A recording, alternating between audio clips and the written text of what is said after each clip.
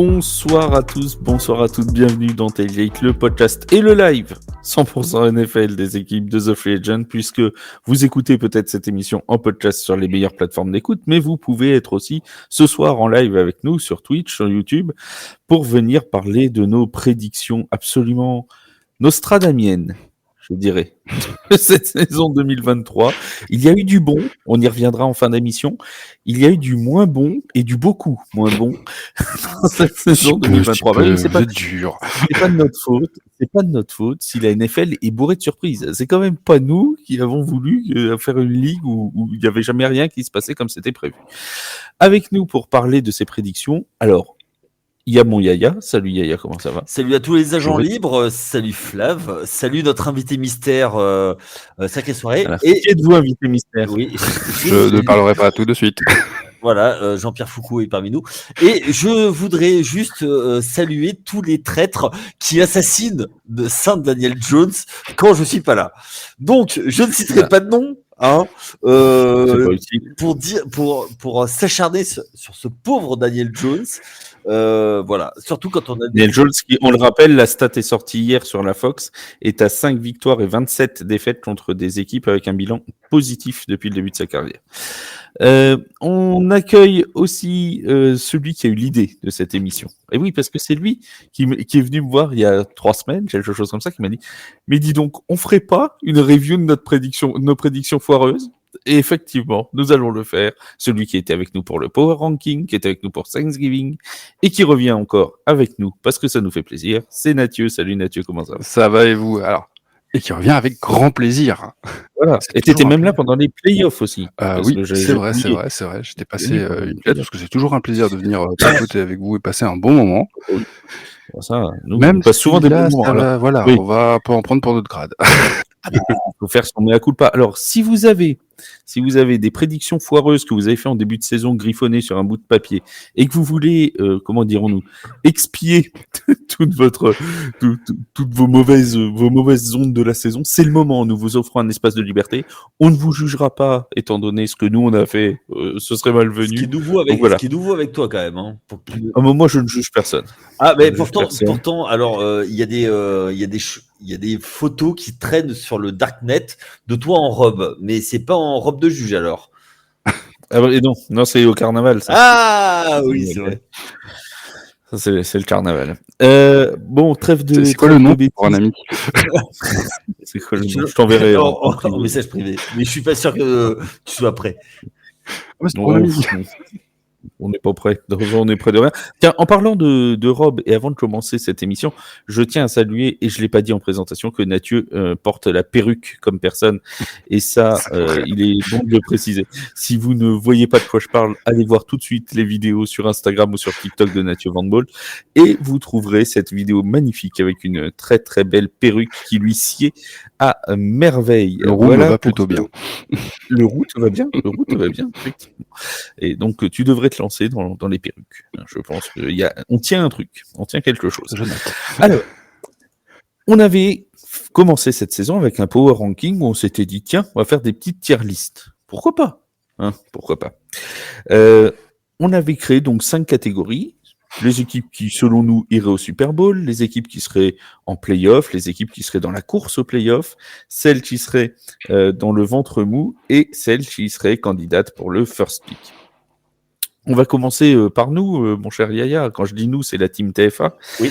qui avait donc voté en masse, du haut de sa rédaction de 2 personnes et demie. On avait mis dans le road to first pick les Bears, les Cardinals. Ça, on s'est pas trop trompé. Ça va. Et encore, les Cardinals, on les a mis tout en bas et finalement, se sont pas trop mal démerdés. C'était pas fou, mais c'était... Voilà. On va pas non plus... On va dire que c'est à partir du moment où Kyler Murray est revenu que c'est devenu un peu mieux, mais sinon, en début de saison, c'était accrocheur, mais... C'était surprenant, ils ont quand même battu Dallas sans Kyler Murray. Donc, oui, mais alors on va pas me lancer sur Dallas, s'il te plaît. Salut Medouane et salut tous ceux qui vont nous rejoindre. N'hésitez pas à nous donner vos prédictions foireuses de la saison, celles qui ne sont pas du tout réalisées. Et donc, je disais, mon cher Nathieu, certes, on n'a pas été très bon sur les Cardinals, mais on a été tellement pire sur d'autres équipes que, à la rigueur, celle-là, on va nous la passer. En parlant d'équipes où on a été bien mauvais, on avait mis dans le first pick, donc dans les 4 dernières équipes de la saison, les Colts d'Indianapolis. Mon cher les Colts d'Indianapolis, qui ont terminé avec un bilan positif, 9 victoires, 8 défaites, qui ont failli accrocher les playoffs, ça s'est joué à la dernière journée. On s'était dit, nouveau coach, Shane Steichen, une histoire avec Jonathan Taylor à la mi-saison à l'intersaison qui sentait quand même pas très très bon. Hein. Ça semblait partir sous de bien mauvaises auspices pour les Colts et voilà qu'ils nous ont fait quand même une très belle saison. Oui, tout à fait. Alors une chose à noter, c'est qu'ils avaient pris un quarterback rookie, Anthony Richardson. En plus, et en plus, oui, ils ont fait avec le QB2 toute la saison. Et ben c'est peut-être pour ça qu'ils ont gagné des matchs, parce que Gardner Minshew, qui est quand même un backup. Solide a peut-être fait aider à ce que la saison soit un peu plus réussie et le calendrier de l'AFC South était pas si défavorable, donc il y a l'effet calendrier, attention. Ils demandent quand même confirmation, nos amis des fers à cheval. Ils ont quand même crossé, ils ont quand même, comment dirons-nous, croisé avec la terrible NFC Sud. Hein, donc c'était quand même Alors, pas simple. je voulais pas dire ça comme ça, mais votre division, les gars, parce que vous êtes tous les deux supporters d'équipe, surtout vous battez pas tous les deux puisque vous êtes rivaux, c'est quand même. Nous, depuis qu'on leur met des touchdowns à 10 secondes de la fin, quand il n'y a plus besoin, tu sais, il n'y a plus de rivaux. Tu sais. C'est vrai. Mais, et comme disait un grand philosophe, Je peux moi, soit je marque des touchdowns, soit je fais des interceptions. C'est ça, voilà, tout à fait. Mais voilà, non, mais les Colts, oui, agréable surprise. Ils ont gagné les matchs qu'ils devaient gagner, et notamment grâce à Gardner Minshew, je pense. Et j'attends de voir ce que va donner Richardson sur toute une saison. Après, voilà, au tout début de la saison, Richardson était pas mal non plus, était pas mal parti quand même sur les tout premiers matchs qu'il a joué. Alors, il a été souvent blessé en cours de match. Oui, mais c'est-à-dire que s'il voit un mur, il y va la tête la première et on voit ce qui se passe après. Donc, d'un autre côté, je pense que il est en voiture, il n'y a pas de frein, bah j'accélère, donc voilà. Je m'arrêterai plus vite. C'est ça. Bah oui, Ouais. Au moins, ça s'arrête net. Hein. Ah ben là, il a perdu son épaule comme ça. Nathieu, toi, tu les avais mis où les Colts? Ouais, à tu les peu voyais près un peu pareil. mieux C'est vrai que je les voyais pas aller très très haut, faire grand chose. Pour moi, c'était une totale reconstruction. Donc, une première année qu'ils aient fait ça, bah, c'est énorme. Enfin, je veux dire, voilà, moi, le premier, je les attendais pas là. Ça a été une belle surprise. C'est sûr que Richardson, c'était un des quarterbacks que j'aimais bien et que je voulais voir. Il s'est pas trop mal débrouillé. Et heureusement, ils avaient Minshew derrière, qui a bien géré. Ça a été vraiment un bon choix. Est-ce que tu savais qu'il est né à Bruxelles? Ah, stylé. Eh oui, Gardner Minshew de Bruxelles. Ouais. Et du coup, bah ouais, franchement, c'est... Oh le flop. Oui. Non mais joli. Là, j'avoue que je savais pas quoi dire de plus. C'est parce que j'ai Van Ball, c'est ça? C'est ça. Bon, c'était pour Medwan, celle-là. J'espère qu'il apprécie. Mais Non, désolé, je savais pas comment rebondir. Excuse-moi. C'est pas grave, rebondis pas, laisse couler. Pardon, je t'ai coupé du coup avec ma blague pourrie. Vas-y. Non, mais du coup, voilà, c'est vrai que l'école, c'est une belle surprise et du coup, je suis très curieux de voir ce que ça va donner pour la saison prochaine. On se faisait. Et là, il y a pas de blague, mais on se faisait la remarque avec Peter Anderson dans le podcast de milieu de semaine. D'ailleurs, Peter qu'on salue, et vous pouvez entendre le podcast sur les plateformes d'écoute, que les premiers, les entraîneurs qui commençaient cette saison avaient plutôt bien réussi, parce que quand tu vois Jonathan Gannon en fin de saison avec les Cardinals, c'est pas si vilain. Quand tu vois Shane Steichen qui a failli qualifier l'école, ça s'est quand même joué à un match qui soit champion de division, hein, sur la dernière défaite contre les Texans.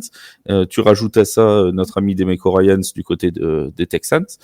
Ça a plutôt pas mal réussi pour les premiers pour les premiers tests d'entraîneur de head coach cette saison. Clairement. Oui. Ah, clairement. Oui, Non, clairement. Oui, autre équipe qu'on a un peu foirée. Bon, non, complètement foirée. Les Buccaneers de Tampa Bay, qui resteront notre cas d'école de l'équipe foirée de cette saison 2023. Alors, moi, honnêtement, je les ai même mis dans les 2 favoris pour avoir le first pick, hein, très clairement. Bon, ils ont été champions NFC Sud. Alors certes, on nous dira c'était la NFC Sud, d'accord, je veux bien. Mais il en reste pas moins qu'ils ont quand même été champions. Alors est-ce que finalement on n'a pas surévalué Yaya l'après Tom Brady? Est-ce qu'on s'est pas dit ça va être terrible pour eux et que finalement Baker Mayfield il a fait le boulot? Oui, Baker Mayfield, qui est, je pense, un quarterback qu'on sous-estime parce qu'il a eu des échecs et puis parce qu'il n'était pas dans les bonnes conditions. Mais surtout, on a sous-estimé une chose, c'est qu'ils ont quand même une ossature qui a gagné un Super Bowl avec des vétérans de qualité. Et je pense qu'on a, comment dire, surestimé ce fait que c'est quand même une équipe qui était championne en titre de cette division. Alors, division faible, mais division quand même. Donc, du coup, oui. Rétrospectivement, je pense que on pensait que Baker Mayfield était pas assez fort et on sous-estimait les joueurs autour aussi. Donc, avec le recul, oui, c'était pour reprendre les termes d'un grand philosophe, Seb, c'est une pétaudière cette division. Donc n'importe qui peut passer. Donc voilà, c'est pour ça. Mais ils sont passés avec un bilan positif, ce qui est mieux que la saison d'avant. Avec Tom Brady. C'est mieux avec Tom Brady. Non, parce que on dit l'après Tom Brady, mais il faut quand même rappeler que la dernière saison de Tom Brady, c'était, et là je reprends Seb aussi, c'était pas fifou, quoi. Ah non, c'était pas fifou, non. Je te confirme. Donc, oui, Mais vas-y, justement, pour reprendre Seb, parce que Seb, justement, l'a dit dans le podcast, il a dit, de toute façon, vous allez voir, les Saints et les Falcons vont se foutre sur la gueule et finalement, c'est les Buccaneers qui vont passer. c'est vrai. Et il l'a dit.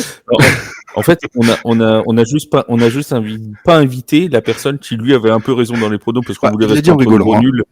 Donc, Parce qu'après, pour revenir à ce que vous disiez, c'est qu'aussi, on a sous-estimé les Buccaneers, mais on a peut-être aussi un peu surestimé les Saints et les Falcons. Ah bah ça, les Saints, j'étais sûr qu'on les surestimait, ça je l'avais dit depuis le début de la saison. Mais les Falcons, je les voyais un peu mieux aussi. Après, est-ce que les Falcons ont bien utilisé leurs armes? Non. Là, on en reviendrait au coaching d'Arthur Smith, mais quand tu vois ce qui a été fait avec Bijan Robinson, par exemple, je pense qu'ils pouvaient largement gagner la division. Les Falcons. Juste une chose, les Falcons, par contrat, on doit attendre pour en parler. On doit en parler à la 28e minute et 3e seconde. Voilà, tout à fait. Et les Saints, c'est un peu pareil. Le temps que ça se mette en place avec Derek Carr et tout, bah alors oui, ils ont fait une bonne fin de saison, mais sauf qu'ils ont commencé 3 semaines trop tard, quoi. Donc voilà. Oui, non, mais c'est ça. Il y aurait eu 20 semaines, ils se qualifient. Ils ont fait un quart de saison. Oui, voilà, c'est ça. Oui, un quart de saison, tout à fait. C'est l'heure de dire bonjour donc à Medouane sur le chat et à Referee JP aussi qui est avec nous, qui est sûrement arbitre. Oui. Ah oui. Arbitre chez les Blue Stars. Et ben voilà. Et on salue les Blue Stars de Marseille d'ailleurs qui n'ont pas pu jouer cette semaine en D1 Elite. L'occasion pour moi de rappeler que l'actualité de la D1 Elite est aussi sur The Free Agent avec des previews, avec les résultats, les résumés de toutes les rencontres. Et on salue Nice Matin également au passage. Profitez-en. Voilà, profitez-en. C'est gratuit.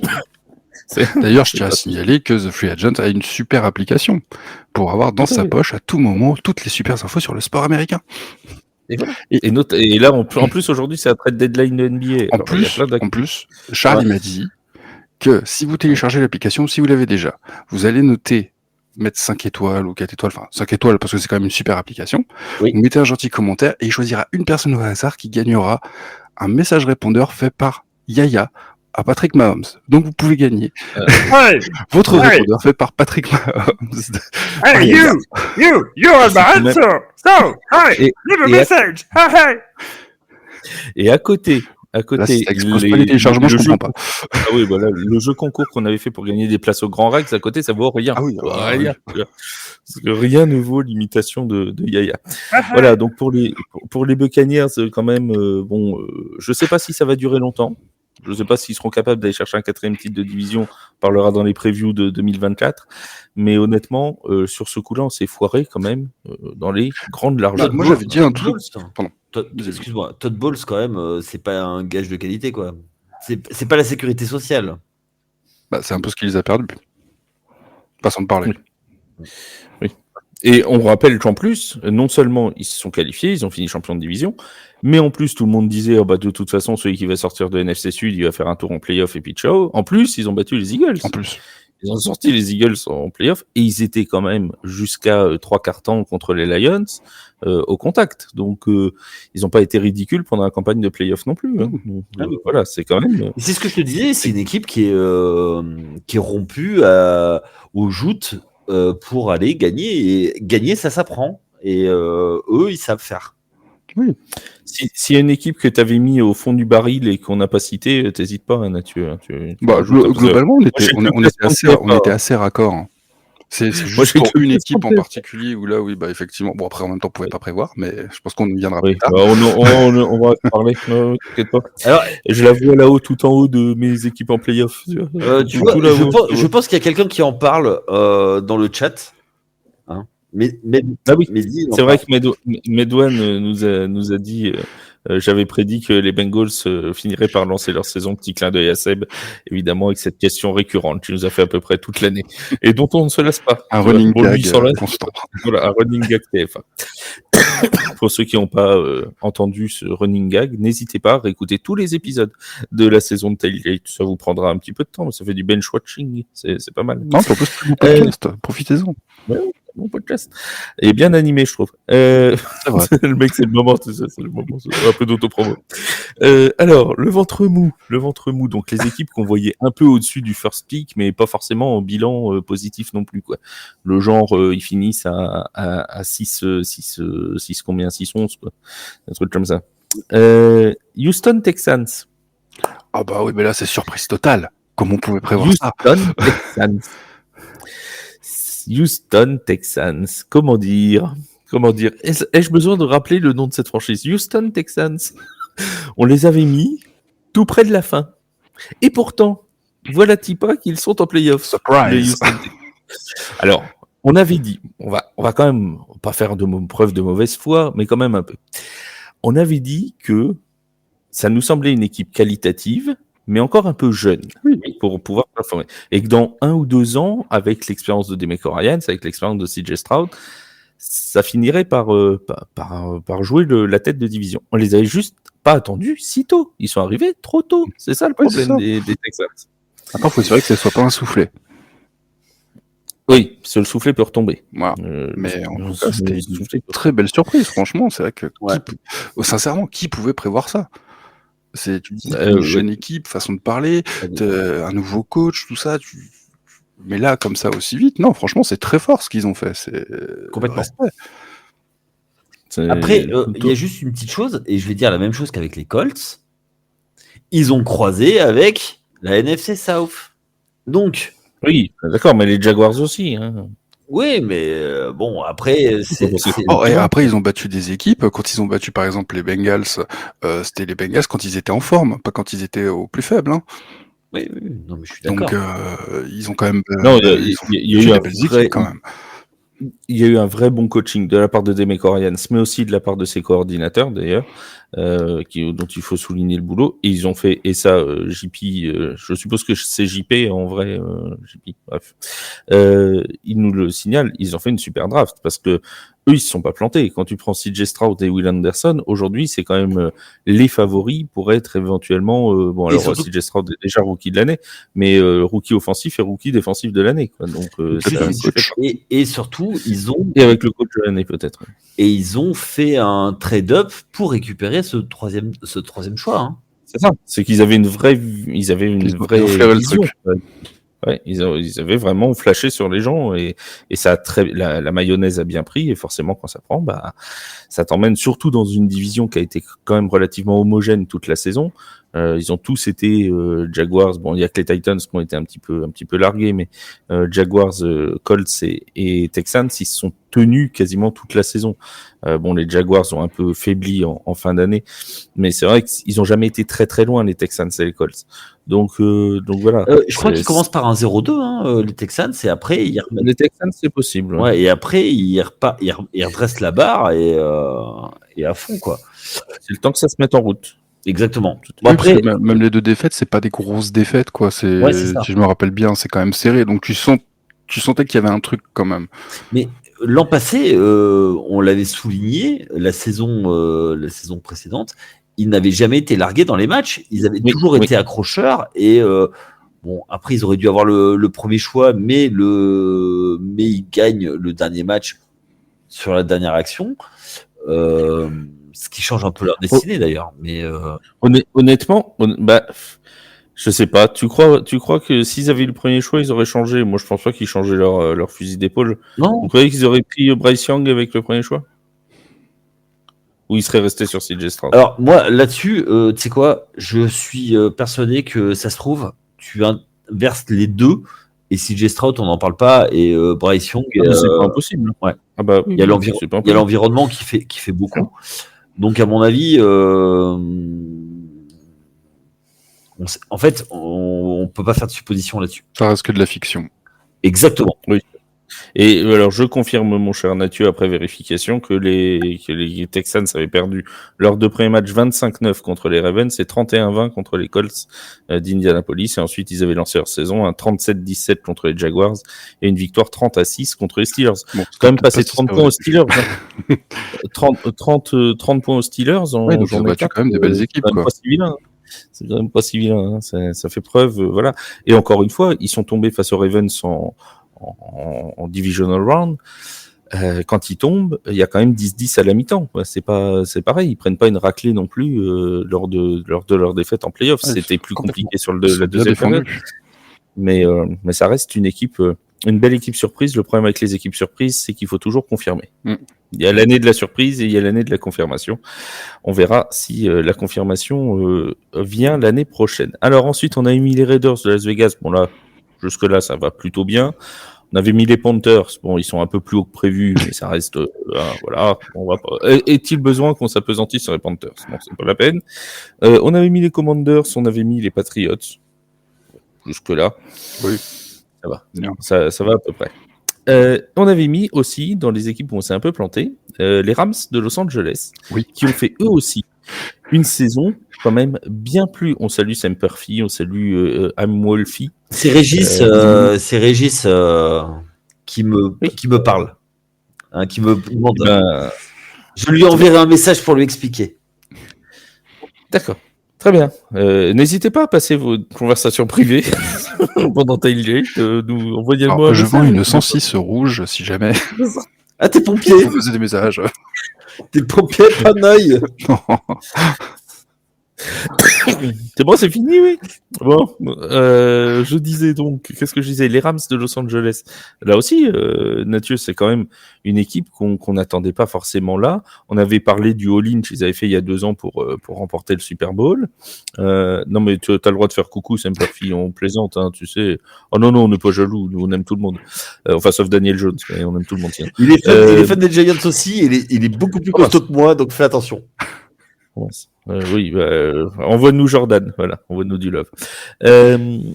Mathieu, je disais, les Rams, avec un Matthew Stafford qui finalement a tenu son rang, et surtout avec un super Puka Nacua. Ben, c'est ça, en fait, c'est surtout l'émergence de Puka Nacua déjà qui a surpris.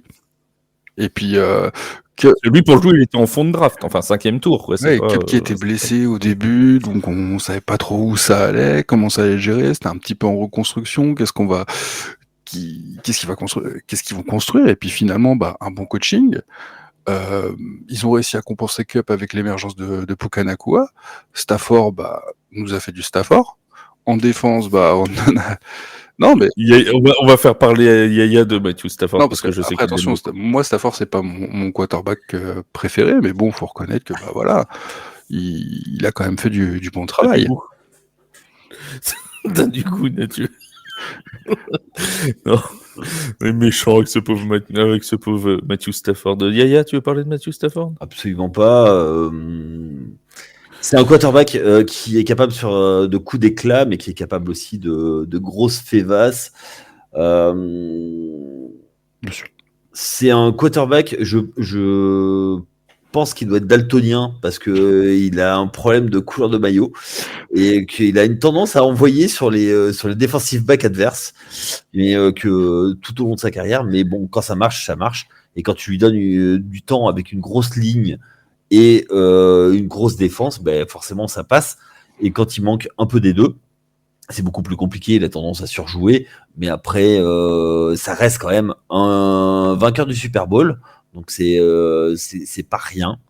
Il y en a pas tant que ça. Donc non, faut respecter le joueur. Après, moi, je suis pas fan non plus. Mais voilà, ce qu'il a fait avec les Rams, c'est quand même du plutôt très haut niveau. Dans sa carrière, pas cette année. Cette année, c'était un peu... C'était sinusoïdal, j'ai envie de dire. Oui. Et eux aussi, ils sont passés pas loin d'aller plus loin en playoff, puisqu'ils ont perdu face aux Lions à la dernière seconde, quasiment. Enfin, ils avaient une occasion de drive pour aller reprendre l'avantage, et ça s'est terminé sur une passe à la direction de Puka-Nacua, justement, avec une interférence de passe que les arbitres n'ont pas sifflé. Bon, Stafford nous a fait du Stafford. Est-ce que chez les Rams, ces interférences de passe non sifflées, ils peuvent s'en plaindre? Je suis pas sûr, étant donné il y a quelques années ce qui s'est produit à la Nouvelle-Orléans. Mais bon, voilà, il suffisait juste de le rappeler. Au passage, il y en a qu'on la rancune tenace du côté du Bayou. Voilà. Et au passage, l'interférence de passe non sifflée ce soir-là, c'était Bill Vinovich qui était l'arbitre de la rencontre. Bill Vinovich qui sera aussi l'arbitre du Super Bowl 58 entre les 49ers. Il a tous les noms. Et voilà, tout à fait. Lui, on ne risque pas de l'oublier. Il est banni de la Louisiane. Il y a du vaudou aussi. Ils prennent des poupées vaudou à son effigie. Tout à fait. Voilà. Bon. En tout cas, cette année, ils risquent pas de nous arbitrer en playoff, c'est ça l'avantage. On avait parlé des Broncos dans le ventre mou. Bon, finalement, est-ce qu'on s'est tant planté que ça sur les Broncos? Parce que ça a quand même été un début de saison catastrophique. Mais alors vraiment catastrophique. Il y a eu ces 70 points pris à Miami. On salue Vince. On peut saluer aussi JP qui est parmi nous. Salut JP. Après, ça a été très bon du côté de Denver. Et puis, il y a eu cette décision avec Russell Wilson, alors qu'on les voyait possiblement pouvoir aller challenger les Chiefs en fin de saison sur le titre de division. Cette décision de bencher Russell Wilson. Et là, ça a été patatras. Donc au final, ils finissent avec un bilan de combien les Broncos, que je dise pas de bêtises. Oh, ce sera pas la première fois. Je vais te dire ça. Oui, non, mais j'avais sorti le classement exprès pour pas dire de bêtises, tu vois. Et évidemment, les Broncos Baylor, on a dit 8-9. 8-9. Voilà, 8-9. Bon, à égalité avec les Raiders. Avec les Raiders, voilà. Ce milieu de classement. Hop, par contre... Hop, on faut parler des Falcons. Trop tard. Non, regarde, on est à 28, on va faire à 28-30, 2.3 si tu veux. On va attendre 15 secondes. Oui, Mathieu, on va t'inviter, c'est bonne humeur, c'est sympathique, on est tous accueillants. Ouais. Et du coup, t'assumes tellement que t'as mis un sweatshirt des Bengals. Oui, très bon sweatshirt.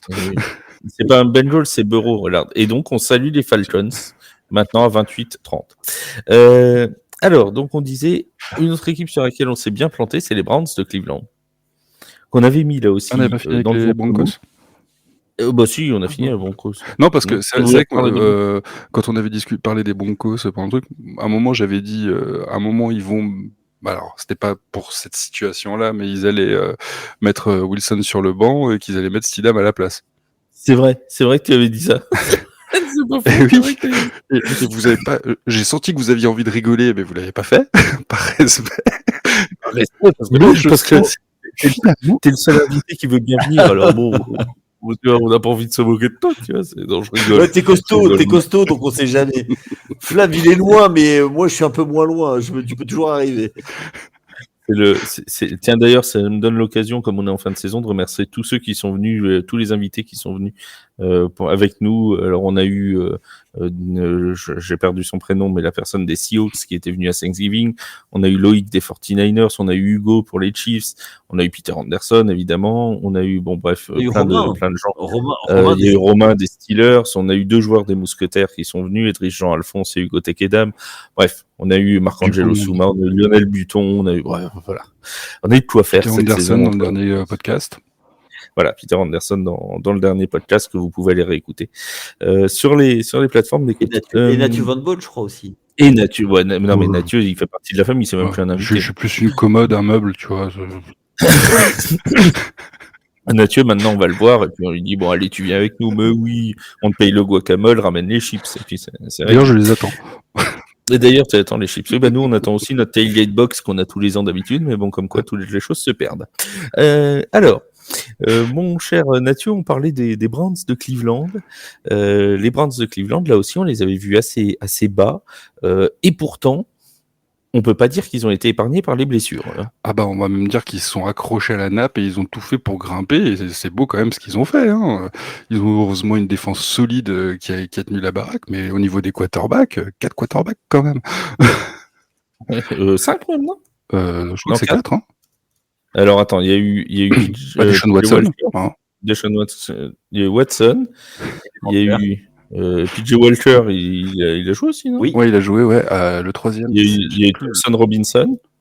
Voilà, et après, du coup, t'as Flacco. Et puis Joe Flacco. Joe Elite Flacco. Pardon. Pour moi, il y en avait un cinquième, je sais pas pourquoi. Je sais pas où je l'ai mis, le cinquième, je sais pas qui c'est, mais bon, voilà, j'avais vu un cinquième. Non, mais c'est peut-être 4. C'est déjà pas mal, 4. Mais non, mais c'est 4. Hein. Ouais. Tout est ça a reposé en grande partie leur succès sur la défense, parce que c'est vraiment étonnant dans cette AFC Nord, qu'on le sait, c'est toujours une bataille de tranchées, la AFC Nord, que ce soit les Ravens, les Steelers, les Browns, les Bengals. Excusez-moi les gars, excusez-moi, effectivement, il y en a un dernier, c'était Driscoll, Jeff Driscoll. Voilà. Il a vraiment dû passer vite fait, lui. Oui, il a fait un jeu, il est passé comme ça, la porte était ouverte. Il s'est pris une commotion, bonne journée, au revoir. Et les gars, tant qu'il y a du monde et qu'il y a de la lumière, je vais venir jouer un peu, quoi. Attends, j'étais persuadé que c'était 4. Parce que j'avais vu un post où il montrait justement les 4 quarterbacks, mais... Et à tel point que les Browns, aujourd'hui, Kevin Stefanski fait partie des grands favoris pour être, avec des Demeco Ryans, ça devrait jouer entre deux pour le coach de l'année cette saison. Ça se comprend. C'est quand même... Et Joe Flacco fait partie des gens cités pour le Comeback Player of the Year, même si ça devrait revenir à Adam Ramlin, je pense, normalement. Clairement. Oui, logiquement. Mais n'empêche qu'il fait partie des finalistes. Et on a Myles Garrett qui est parmi le favori, peut-être même pour le Defensive Player of the Year. Ça devrait quand même apporter un peu de wards du côté des Browns. Non, mais les Browns, ce qu'ils ont fait niveau défensif, c'est très beau.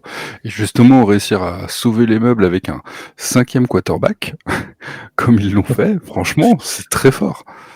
Toi aussi, Yaya, ils t'ont impressionné, les Browns, cette année? Oui, complètement. Les Browns, équipe qui a réussi avec une attaque... qui est tourné sur un cylindre, et ils ont réussi à être une équipe qui va en play-off, et donc c'était plutôt joli. Il faut mettre du crédit à Stefanski, clairement, et les joueurs que tu as cités, Myles Garrett en tête, qui est la figure de proue de cette franchise. Donc voilà, oui, c'est plutôt une belle surprise cette année. Alors, ensuite, dans la zone des équipes, dans la course pour les playoffs, alors c'était les équipes qu'on voyait pas forcément championnes de leur division, mais qui pouvaient se battre pour les places de wildcard. Voilà. On avait mis les Falcons, on s'est pas trop planté, puisque les Falcons sont restés quand même jusque dans les dernières journées, jusqu'à 2-3 journées de la fin en course pour les playoffs. On avait parlé des Packers, qui ont effectivement pas été champions de division, mais qui se sont qualifiés. Donc jusque-là, c'est plutôt pas mal. Et alors, sauf que vous m'avez rigolé au nez quand j'ai dit que les Packers allaient faire quelque chose de pas mal. Vous êtes moqué. Parce que Flav est moqueur. Non, mais c'est vrai que c'était surprenant. Après, honnêtement, la grosse interrogation sur les Packers, c'était Jordan Love. Qu'est-ce que ça allait donner? Alors eux, paradoxalement, par rapport aux Colts et tout ça, où on disait équipe surprise, on va attendre de voir la deuxième saison, les Packers, je pense qu'ils ont une vraie marge de progression linéaire, où ils peuvent, dans 2-3 ans, être vraiment une équipe très, très, très problématique dans la NFC pour les autres équipes, parce que c'est une équipe très jeune, mais qui risque de se construire ensemble, et d'ici 2-3 ans, les Packers, ça peut faire très mal. Il faut bien se construire, surtout au niveau de la ligne, parce que Bakhtiari n'est plus tout jeune, il n'a pas fait toute la saison, et au niveau de la paire de running back, qui vont être free agent cette année. C'est Dillon, je crois, qui oui, et J. Dillon.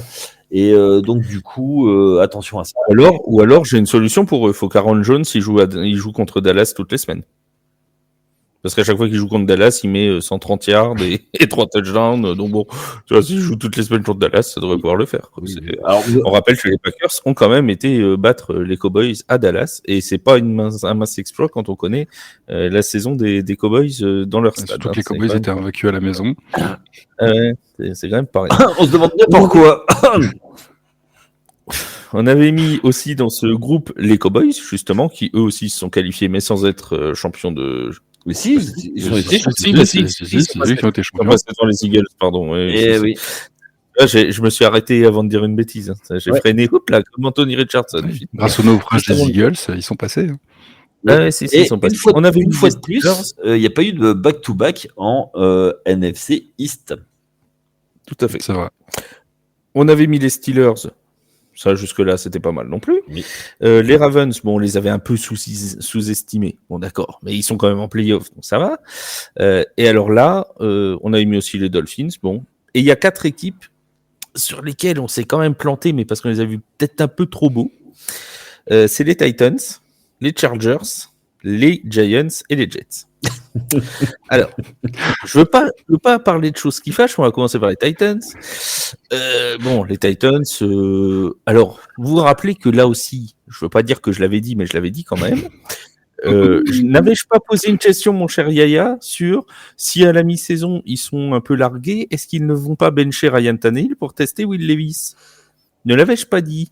Oui, je t'avais dit, et pourquoi pas manger de la mayonnaise dans le café. Et moi, j'étais d'accord avec toi, Flav.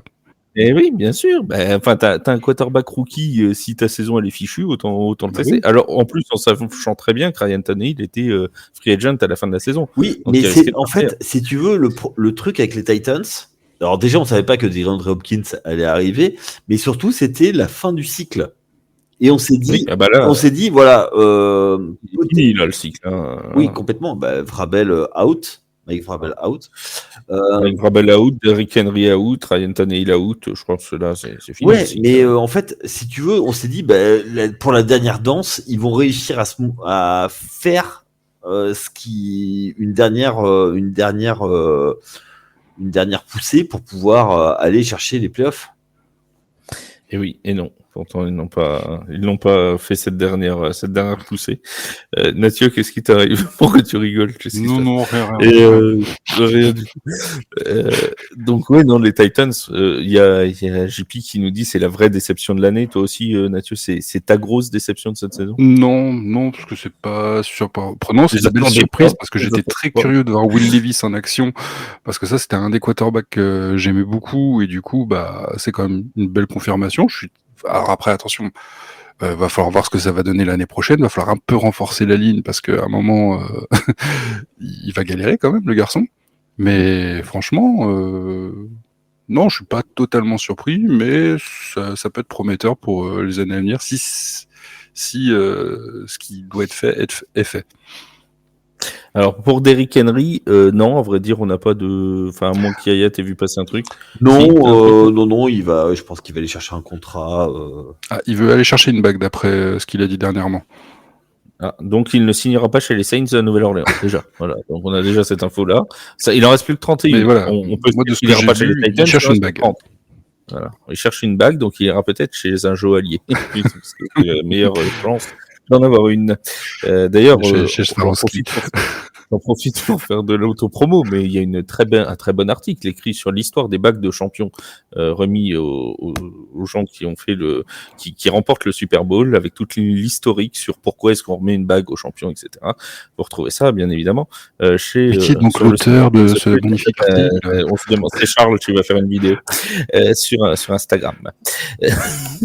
On a aussi les Chargers de Los Angeles qui, eux, ça a été un vrai camouflet quand même cette saison pour les Chargers. C'était au-delà. On a quand même un Justin Herbert comme quarterback. On a une attaque qui marchait très bien, mais ça a été une catastrophe défensive toute la saison. Alors qu'ils ont des playmakers.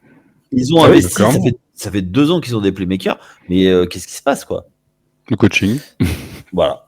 Mais là, ils ont changé le coaching, donc on va voir. Enfin.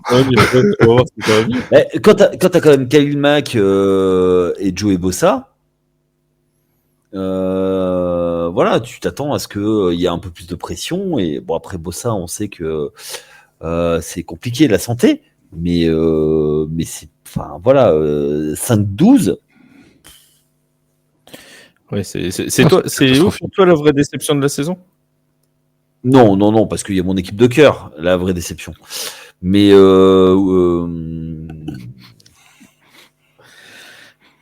ouais, pour moi, c'est les Giants, la vraie déception. Ah bah tiens, on va en parler. Tiens. Giants, moi, par exemple, oui, pour moi, c'est une vraie déception, les Chargers. Ah, pour moi, les Chargers sont au-delà des Giants. Pour moi, les Chargers sont là. Mais enfin, là, je fais pas de blague sur Daniel Jones, mais t'as quand même plus d'armes si tu prends le roster des Chargers et le roster des Giants. Les Giants, l'an dernier, ont fait une très belle saison. Tu disais toi-même, Yaya, que c'était une saison qui était inattendue l'an dernier, en 2022. Là, je vais pas dire qu'ils sont revenus à leur standard parce qu'on pouvait attendre au moins qu'ils aient une saison équilibrée. Mais est-ce qu'on les attendait les Chargers en début de saison? Quand moi j'ai fait la preview et quand on a fait la preview de la FC West, alors je sais que tu croyais pas, toi, Yaya, je sais, mais quand on en a discuté, on les mettait comme potentiels outsiders pour aller challenger les Chiefs. Et ils se retrouvent avec 5 victoires, tu vois. Oui. Là, c'est quand même. Après, moi, c'est la grosse flop, c'est le gros flop de la saison, hein, Charlotte. Oui. Je suis d'accord avec vous, mais de toute façon, moi, bon, tu l'as rappelé, moi, je crois pas du tout dans cette franchise. Je pense qu'elle est très très mal gérée. En plus, c'est une équipe qui a déménagé il y a très très peu, et moi, les équipes qui déménagent, ça me fait toujours un petit pincement au cœur. Pour moi, les Chargers, ça reste San Diego, c'est la ville de San Diego. Je comprends en fait pourquoi aller à Los Angeles pour avoir un stade où en fait t'as que les supporters adverses. D'ailleurs, quand Yaya regarde un match de CJ Stroud, il dit que c'est les Houston Oilers. Pourtant, tu sais ce que c'est, non. en colocation. T'es fan des Giants, toi? Ouais, mais sauf que à l'intérieur, il y a des vrais supporters, donc non, c'est pas le fait. Non, quand ils sont pas congelés quoi dans le stade, mais bon. Oui, mais c'est, le MetLife, attention, c'est quelque chose quoi. Mais MetLife qui d'ailleurs accueillera la finale de la Coupe du Monde de football 2026. Tout à fait. Enfin, pardon. Le New York Stadium, puisque quand ce sera avec la FIFA, on n'aura pas le droit de donner le nom des marques qui sponsorisent les stades, donc ce sera le New York Stadium. Sauf si tu amènes une valise à Zurich. Enfin bon. Sauf si c'est un sponsor. Sauf si c'est un sponsor de la FIFA. Ouais, bah, voilà. Comme par hasard. Non, mais moi, les Chargers. Il manque de tout en fait, il manque d'une identité, et puis surtout ils sont en train de gâcher les années Justin Herbert, et pour moi c'est un peu, pour ceux qui ont connu les années 80, c'est Dan Marino avec les Dolphins quoi. Très bon quarterback mais qui fait briller les autres, mais qui est gâché parce que il y a rien. Coaching, et puis là en plus ils l'ont trop payé. Ah bah et puis là il va falloir clairement qu'avec Jim Harbaugh ça fonctionne, parce que si là ça fonctionne pas, ça va commencer à siffler dans la franchise. Mais le problème c'est qu'ils ont pas de fans, ils ont pas de pression, il y a pas de fans, ça prend pas à Los Angeles. Les deux équipes de Los Angeles, ça prend pas. Bref, tu voulais parler des Giants, parlons des Giants. Parce qu'on les avait mis là aussi dans la course au playoff. Bon, ils ont été assez rapidement sortis, la course au playoff. Oui. Ça n'a pas duré très longtemps. Ils ont vite compris que ça allait pas y aller. C'est ça. Sur le marathon de New York de 42 km 195, ils ont fait à peu près 4 mètres de 195, tu vois. Donc, tu veux dire qu'ils n'ont pas passé le pont Verrazzano? Non. Mais je sais même pas s'ils ont passé la ligne de départ. Hein. Est-ce qu'ils ont lancé leur saison? Ils ont réussi à couper le fil, au départ. Ils ont coupé le fil du départ. Non, mais qu'est-ce qui s'est passé chez les Giants?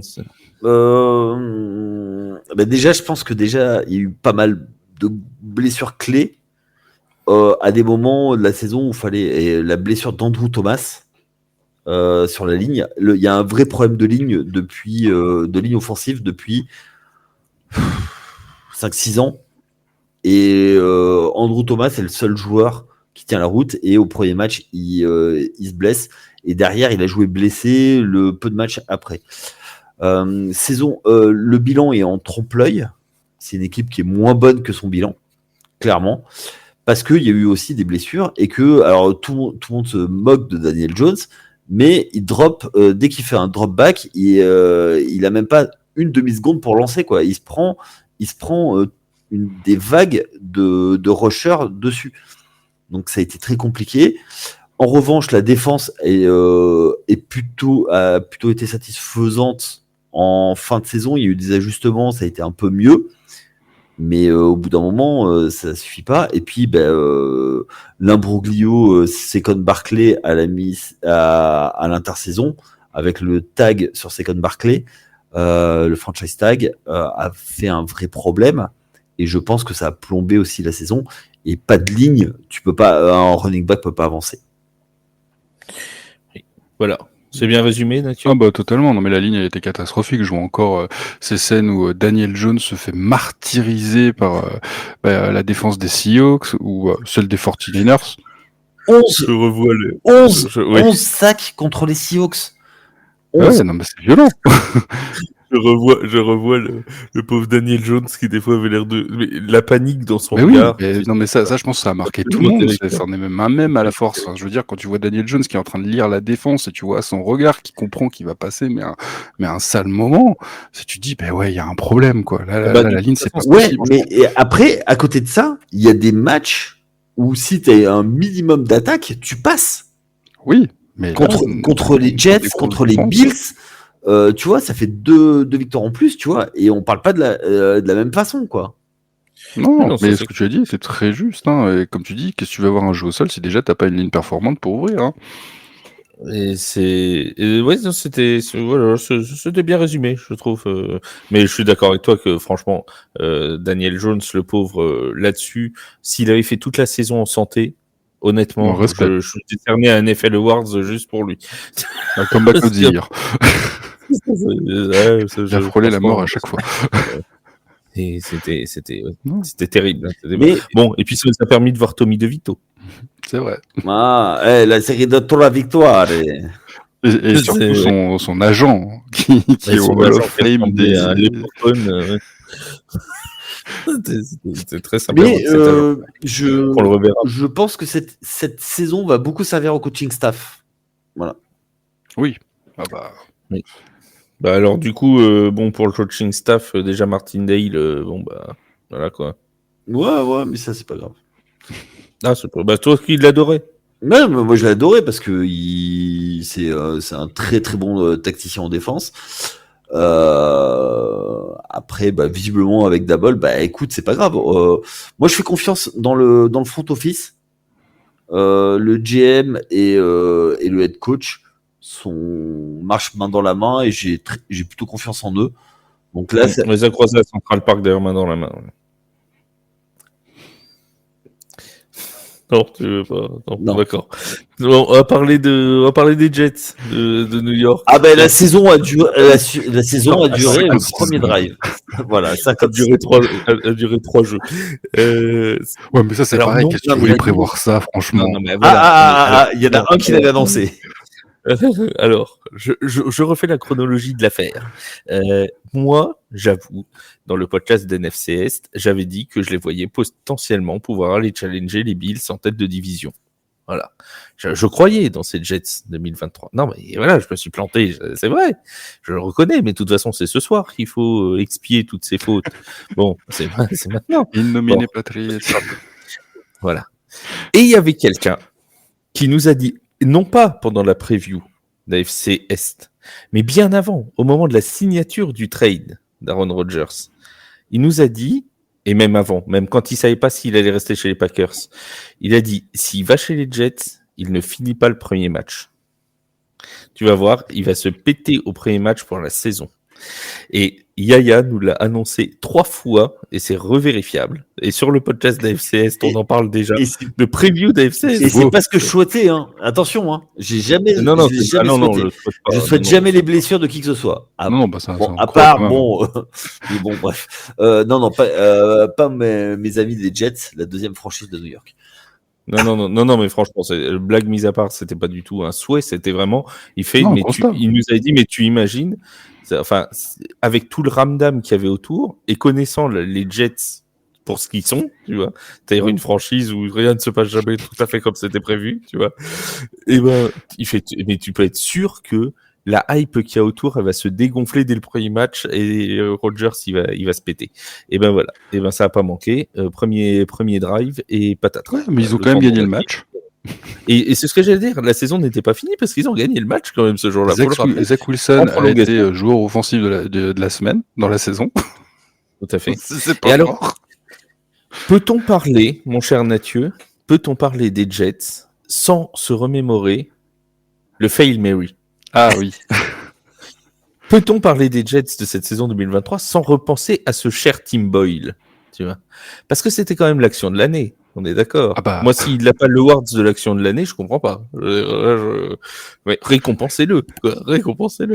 Je me rappellerai toujours de la tête d'Idriss Jean-Alphonse, des mousquetaires, qui était avec nous à ce moment-là, et qui a regardé avec ses yeux, leur dire, mais qu'est-ce qu'il fait? Tu vois, c'est genre, attends, on a un problème de chrono, c'était fini, il a lancé ça n'importe comment pour faire rigoler la foule ou quoi? Non. Il a vraiment lancé une Hail Mary à 4 secondes de la fin. C'est un peu comme le cycliste qui lève les bras alors qu'il reste un tour. Oui, qui se fracasse juste avant. Et qui se fracasse juste avant. C'est un peu la Ou même chose. qui lève les bras alors qu'il arrive deuxième. C'est ça. Oui, Tu te il a demandes pas pourquoi vu. il a fait ça. Yeah! Non, mais t'es deuxième. Oh. C'est pourquoi t'as fait ça? Mais pourquoi t'as fait ça? Tu vois, donc voilà. Bah, à mon avis, c'était pour rentrer dans la postérité, tu vois. On se rappelle de Mark Sanchez et son butt fumble. On se rappellera pendant de longues années de Tim Boyle et son Fail Mary, quoi. Je crois que. Bah, du coup, c'est un nom. Ah oui, maintenant, c'est un nom. Tout le monde n'a pas ça. Hein. Non, mais. On n'a pas le talent de Léo Crémades pour faire des Hail Mary, sauf que Léo Crémades le fait, lui, à la fin des matchs et pas à la fin des mi-temps. Quelque part, cette hype des Jets a été importante. C'est comme ça, on a pu profiter de tout ça. Sinon, on n'aurait pas pu se regarder. C'est ça. Et alors, moi, j'ai toujours pensé à la tête des diffuseurs américains, quand tu vois, qui avaient programmé en Black Friday, pour le premier Black Friday game, le Dolphins Jets, et qui se retrouvent avec un match avec Tim Boyle, quoi, tu vois. Alors, les mecs, quand même, ils t'annoncent ça en août, en grande pompe et tout, limite en cérémonie. Les gars, on va vous mettre Aaron Rodgers contre Tagovailoa, et ben tu te retrouves avec Tim Boyle, et ben là, ça fait mal, hein, quand même. C'est quand même plus la même limonade, hein, les amis. Bon. Et après, il y a eu tout le ramdam autour de l'hypothétique retour. Oui, aussi. Oui. Et ça a été. Qui n'est jamais venu. Bah non. Bah, il allait pas revenir alors qu'il n'y avait aucune chance. Oui, puis il n'y avait aucun intérêt, c'était mort. Hein. C'est vrai. Mais on verra bien en année 2 ce que ça va donner, on va rigoler. Dans les équipes qu'on avait vues championnes de division, mais pas au Super Bowl, parce qu'on va parler de notre Super Bowl après prévu, mais les équipes en championne de division, mais pas au Super Bowl, on avait mis les Eagles. Bon, d'accord, ils se sont foirés en fin de saison, mais c'était pas... Voilà. Oui, mais il aurait fallu que le Super Bowl pour les Eagles soit en Californie. C'était pas mal. Une autre équipe pour qui ils auraient dû déménager pour que ça marche, c'était les Jaguars. Eux aussi, on a arrêté à mi-saison, on était bon, quoi. Voilà. La blessure qui joue à Londres. Les Jaguars aussi, en soi, c'est décevant. C'est quand même, c'était quand même une belle équipe. Le tournant, ça a été la blessure à la cheville de Trevor Lawrence. Ça a complètement cassé leur dynamique. Et je pense qu'ils auraient gagné ce match sans la blessure de Trevor Lawrence contre les Bengals, et je pense que la dynamique aurait été complètement inversée et qu'ils auraient continué. Malgré tout, le foot est un sport de dynamique, et quand t'as ton quarterback qui est sur une seule jambe, c'est très compliqué. Mahomes l'a fait. Oui. Hey. On avait mis dans les champions de division les Saints. Bon, on va passer. Attends, ah oui, cette équipe qui était quand même pas mal foutue, qui avait un tapis rouge jusqu'au playoff et qui s'est pris les pieds dedans. Ah oui, on va pas en parler. On rappelle quand même que les deux équipes qui avaient le calendrier le plus facile théorique de la NFL cette saison, c'était les Falcons et les Saints. Aucun des deux n'a fait les playoffs. Je dis ça, comme ça. J'assume. Hein. Ah non, mais oui, moi j'assume. Et d'actualité, dans le Bayou, ils étaient relax. Notons quand même que les Saints ont signé l'une des plus belles actions de la saison en continuant de jouer alors que le score était figé contre les Falcons, avec ce merveilleux appel de jeu de Denis Allen qui nous dit bon allez les mecs, victory formation, on met le genou au sol et tout, et Jimmy Wilson qui dit fuck, je vais aller faire marquer Jamal Williams. Et voilà. Et il l'a fait. Et la conférence de presse, c'est j'envoie ou des touchdowns ou des interceptions. non mais alors ce moment-là, je peux vous dire que et je pense que Elio et compagnie qui tiennent la page Saints France ne me contrediront pas. Jameis Winston a encore gagné en cote de popularité, clairement, à la Nouvelle-Orléans, tu vois. Déjà qu'il était bien apprécié. Ouais, alors, je pense que le coup de dire, mais va te faire voir l'entraîneur que tout le monde déteste. J'y vais quand même, tu vois, parce que c'est les Falcons et que je veux faire marquer Jamal Williams. Alors, on le paiera sûrement sur les saisons à venir, parce que les Falcons vont s'en souvenir, on n'en doute pas. Mais Il y a la rancune tenace en général dans les duels de division. Voilà. Surtout contre le grand rival de la division. Oui, il y a des chances qu'ils s'en souviennent. Alors, je voudrais pas dire, mais avoir un rival comme ça te pose à peu près une franchise. On fait ce qu'on peut. On avait mis aussi les Vikings. Alors, eux, c'est pareil. Ils ont quand même joué de malchance. Je veux pas dire, mais eux, c'est quand même le pauvre Kirk Cousins qui a quand même... Mais Justin Jefferson, surtout. Oui. Non, mais attends. Oui, mais alors attends, ils avaient Justin Jefferson, ça gagnait pas. Justin Jefferson se blesse, ils se mettent à gagner. Voilà. Coïncidence, je ne crois pas. Ah si. Voilà. Oui. Et Kirk Cousins qui se blesse, et puis après les problèmes de quarterback, parce que bon, Romeo Dobbs, ça a marché 2 semaines. Oui, il a eu l'effet de surprise, ça a bien marché, et puis quand tout le monde a compris, c'était fini. Non, c'est parce que c'est quand il a appris le playbook. C'est-à-dire quand il connaissait pas le playbook, ça marchait, mais il a appris le playbook, hop, c'est mort. Là, c'était fichu. C'était mort. C'était mort. Donc, on avait mis les Eagles, les Vikings, les Saints, les Jaguars. Les Bengals de Cincinnati ont-ils démarré leur saison? Mais eux, c'est pareil. On va dire que beaucoup de franchises ont eu des joueurs blessés. Les Bengals, ils sont comme, franchement. Ils ont fait n'importe quoi. Non, mais le bilan qu'ils sortent avec le nombre de blessures qu'ils ont, c'est quand même pas ridicule. Non. Oui, mais attends, je suis désolé, mais quand tu commences par un 1-4, un trou. Ah bah oui, contre la div, ça là-dessus. Ah mais non, mais en fait, les Bengals, c'est pas, le problème qu'il y a, c'est les 5 premiers matchs. Oui. Et le problème qu'il y a, à mon avis, c'est d'avoir faire jouer Joe Burrow dès la week 1. À mon avis, il est là le problème. Ils auraient pas dû le laisser jouer. Mais non. Ils auraient dû attendre la 2e ou 3e semaine, et au lieu de commencer par un 4, ils auraient peut-être commencé par un 2-2, tu vois, déjà.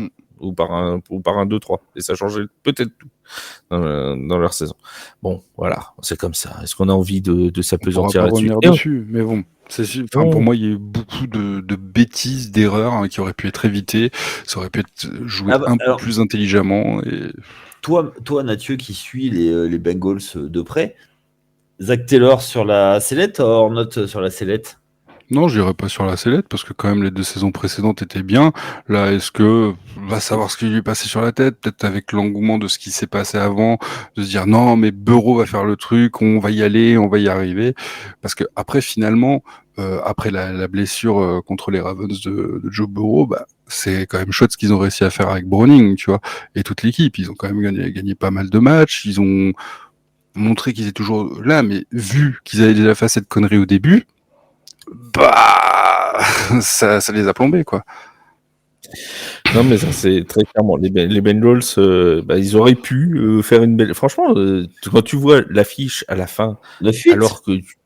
Ouais, 9-8, alors que avec tout ce qui leur est arrivé et toutes ces erreurs dont parlait Mathieu, très clairement, ça pouvait faire un peu mieux. Bon, ça n'a pas fait, c'est comme ça. Et on avait mis les Bills de Buffalo aussi dans les champions de division. Eh ben tiens, devinez quoi? Ils ont été champions de division. Alors, si je résume, été compliqué pour eux. Non mais si je résume, quand même dans les champions de division qui sont pas au Super Bowl, on avait mis Eagles, Vikings, Saints, Jaguars, Bengals, Bills. On en a un de bon. Moi, je crois que j'avais mis les Lions, non? J'avais pas mis les Vikings. Alors nous, on avait mis les Vikings. Toi, t'avais peut-être mis les Lions. Mais nous, il y a quelqu'un qui nous a dégoûté de mettre les Lions, qui nous a dit enfin, avec la voix de Patrick Mahomes, que je sais pas faire. J'y crois pas du tout. J'y crois pas du tout. Il y a trop de la hype, c'est pas possible. Il y a trop de hype, ça marchera jamais. Et puis de toute façon, Dan Campbell, il a aucun génie tactique, ça marchera pas. Non, ça, il a pas tort. C'est vrai que c'est Ben Johnson le génie tactique dans l'histoire. Hein. Oui, enfin, n'empêche que ça marche quand même. Ah bah oui, clairement. On touche pas Dan Campbell parce qu'il a été entraîneur chez nous. D'accord, ouais, ça c'est le clan, ça, c'est pour ça. Mais bah oui. Oui, tout à fait. Et maintenant, nous voilà obligés de citer 2 autres marques d'alcool. Merci. Ah non, on n'est pas obligé. C'est interdit. Les règles du. Ah oui, c'est interdit. Oui, c'est vrai que ça va juste aggraver notre. Pardon. Attends, je vais mettre un bandeau. Attends, vas-y, continuez. Je vais mettre un bandeau pendant ce temps-là. L'abus d'alcool est dangereux pour la santé. Ouais. C'est pas bien. Touchez pas ça. Oui, ouf. Oula. Alors pour ceux qui sont en podcast, vous verrez pas le bandeau, mais sachez que je vais l'avoir vraiment mis. Hein. Parce que sinon on va avoir des problèmes avec Twitch. Non, mais désolé, j'ai pas l'habitude de Twitch.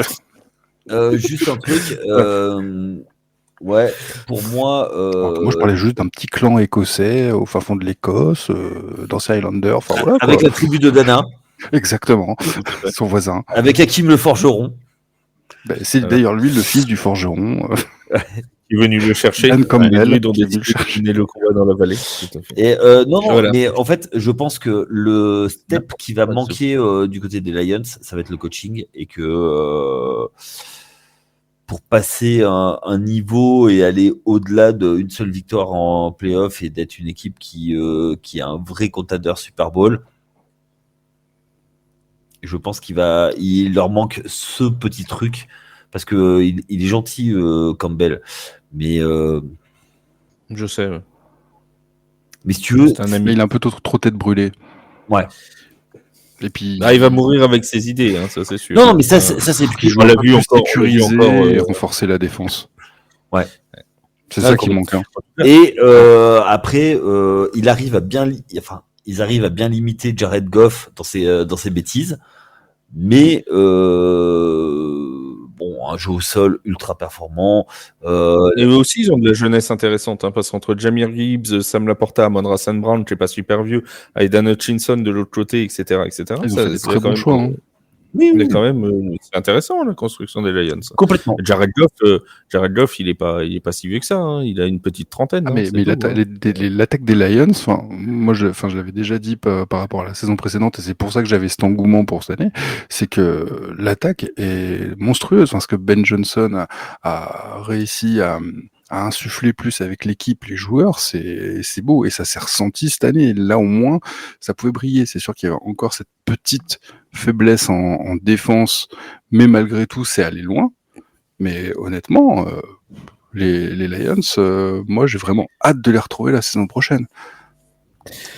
Oui, ça va être sympa. Et puis on salue Benjamin Bernard, tiens, tant qu'on en a parlé des Lions de Détroit, forcément. Hein. Que seraient les Lions sans son seul et unique supporter en France? Ce serait déjà bien de le saluer. Alors, on avait fait, nous, l'affiche du Super Bowl 58. Oui. L'affiche qui avait été donnée était, je te le donne en mille, mon cher Yaya. Oui. Les Chiefs de Kansas City. Hey! Face aux 49ers de San Francisco. Vous voyez, vous avez été très bon. Quand même, parce qu'on a été mauvais sur tout le reste, mais on avait quand même le Super Bowl. Enfin, pendant la saison, vous deviez être quand même comme ça. Hein. Alors, je trouve que t'es un peu dur avec l'équipe TFA. Je trouve qu'on n'était pas si mal que ça. Moi, pour en avoir discuté avec Mathieu, on était d'accord pour dire qu'on n'était pas si mauvais que ça. Mais c'est toi qui vois le verre à moitié vide. C'est pas moi, c'est Chris de notre rédaction NBA qu'on salue et on vous invite à aller écouter le podcast N1 sur la NBA dont Yaya fait partie d'ailleurs. Et Chris est venu me voir en me disant non mais les gars en NFL j'ai réécouté vos previews de division, vous êtes tous pourris. Donc bon. Ce à quoi Mathieu venait de m'écrire en me disant ça te dirait pas qu'on repasse nos prédictions pourries? Je me suis dit vraiment on a été moisi jusqu'à l'os quoi, tu vois, c'est vraiment. Et ben finalement non on avait au moins le Super Bowl, on avait au moins le Super Bowl 58. Non. Alors n'est-il pas l'heure quand même de dire que sur les Chiefs un membre de l'équipe s'est lourdement trompé, à savoir notre boss Charles, qui a fait cette vidéo devenue célèbre dans le monde de l'internet, tristement célèbre, où il a dit les Chiefs n'iront pas au Super Bowl, ce qui lui a valu une avalanche de fans de Chiefs qui sont venus défendre à juste titre leur franchise. Oui, mais après, il y a une façon de le faire. J'ai lu quelques commentaires, il y en a, ils sont un peu durs quand même. Alors, mais ça me permet de le dire. Et un peu comme toi, Mathieu, quand t'as les Québécois qui viennent te voir, tabernacle. Ouais. Arrêtez avec ces yachts là, c'est des verges. Attention, Yaya, c'est toi qui vas venir voir. Justement, ça me permet de faire un petit point parce que humoristiquement, je rappelle cette vidéo où il y a des gens qui sont venus défendre leur franchise. Je pense à Hugo, par exemple, qui est venu avec nous, où voilà, ça s'est toujours très bien passé. Et même dès que les Chiefs se sont qualifiés, il a ressorti la vidéo en disant bah alors, machin. tant que ça chambre, il y a aucun problème là-dessus. Ouais, mais Par contre, Hugo, il est délire. il y a eu des insultes notamment sur TikTok qui sont proprement inacceptables parce qu'on a le droit de donner notre avis et même si c'est votre franchise, ça ne vaut pas la peine d'insulter les gens. Voilà, on peut se tromper, on peut déconner, on peut voilà. Surtout qu'ils connaissent pas vraiment le chef. Ils le connaîtraient à la rigueur. Bon. Non, mais les insultes à 5h du matin que tu te prends, parce que franchement, c'est très déplacé. Voilà. Non, puis en plus, comme ça, c'est dit. Ce que beaucoup se rendent pas compte, c'est que, je veux dire, toi, t'es une personne, mais tu vas te dire, ouais, je vais mettre un message comme ça pour défendre mon truc, mais t'en as peut-être un autre qui va le faire aussi, un autre faire, et au final, t'as une personne qui dit tout ça. Ouais, c'est ça. Alors après, on nous dit oui, c'est les phénomènes des réseaux sociaux. Oui, non, mais d'accord, mais c'est pas parce que t'es abruti, c'est pas parce que t'es abruti que tu dois l'être sur les réseaux sociaux, quoi. C'est voilà. Ouais. Donc voilà, on va passer là-dessus. En tout cas, de manière rigolote, voilà, c'est vrai qu'on avait dit que les Chiefs n'iraient pas au Super Bowl. Mais honnêtement, quand on a vu la saison, franchement, tout le monde s'inquiétait, quoi. Mais oui, et c'est ce que disaient certains sur les commentaires en disant non mais de toute façon à ce moment-là de la saison, enfin honnêtement, on était 95% à penser la même chose. Ah oui, honnête.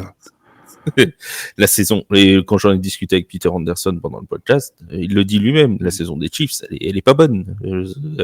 Franchement, la saison régulière, ça aspirait pas une grande confiance pour se retrouver au Super Bowl, soyons honnêtes, quoi. Voilà. Maintenant, avant le début de la saison, nous rappelons que nous avions, mon cher Yaya, chez TF1, la bonne affiche du Super Bowl 58. Complètement. Et nous pouvons même donner l'affiche du Super Bowl 59